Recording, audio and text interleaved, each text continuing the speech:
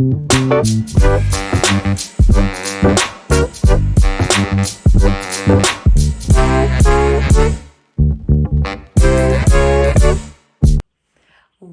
up, kittens? Welcome back to another Operation Unbothered. Thank you for always choosing to spend your time here with me, exploring this multidimensional experience. It's a journey, it's illuminating, it's a process of recognizing oneself and nourishing the soul while on the journey of awakening from one's spiritual amnesia. A Course in Miracles says, "The uneven quality of your skill in both asking and following my direction is due to the alternations you experience between ego and miracle-oriented perception." This immediately made me think of an oscillating fan, which HomeSteady defines as meaning that it turns from side to side, changing the direction of its air current. And then made me think of how many times in my life have I made the intention to be miracle-minded, and then my 3D reflects something, or my bodysuit or my emotional self or inner child becomes triggered, and then my mindset is rooted in my ego, and attempting to work above my pay grade by forcing, manipulating, or being ungrateful towards the experience as not as a moment to pause and redirect, rather as an inconvenience or feeling as though the universe was punitively punishing me, when in reality I was creating and projecting outside of myself disharmony.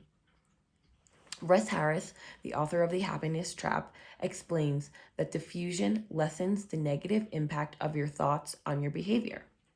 And Study Notes ABA defines self-injurious behavior as a behavior that an individual produces that has damaging effects on their body, health, and or well-being. Approaching situations from an ego-minded perspective is damaging to my soul because it's not in alignment with my divine purpose. The following is a bit of an activity that I like to do, and it's a diffusion technique, and it's called hands in front of the face metaphor.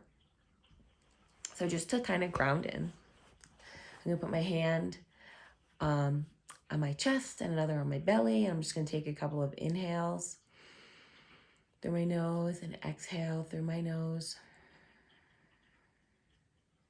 Inhale through my nose and exhale through my nose. Putting your hands in your lap, side by side, as if they're pages in a book.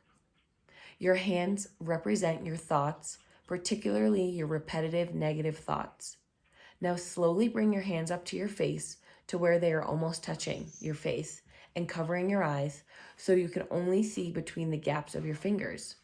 Notice how hard it is to see much other than your hands.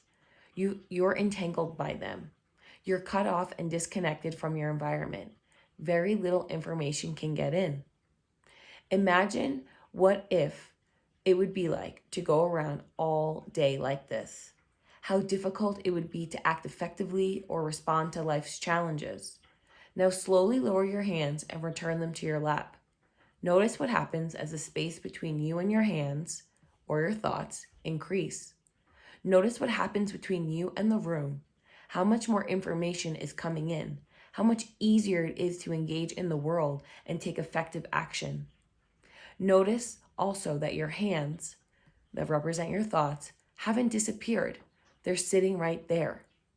And if there's something useful and workable you can do with them, by all means use them. If not, just let them sit there. We get some space from our problematic thoughts, some flexibility in our behavior. I used to joke that as a former mind reader, my accuracy was less than 50%, which to me is the same probability of guessing, which a lot of times I was guessing because as a soul having a human experience, I do not have the ability to see the entire vision needed to see all the details at once. That is not my job. And as someone who was often times rooted in their ego, I was willing to take on the guessing probability. And when I was right, let my ego marinate in the self-righteousness. And when I was wrong, let my ego marinate in this, it's not my fault, it's not my problem, it's not my idea. In both instances, I was missing the mark for intention. Now I approach situations as best as I can, asking for divine guidance and support for the purpose of being unbothered and in alignment to do my part as a miracle worker. With that, everyone, I wish you a grand rising, a grand evening, a grand afternoon, wherever you are in the world. Blessings and abundance, love and light, and I will see you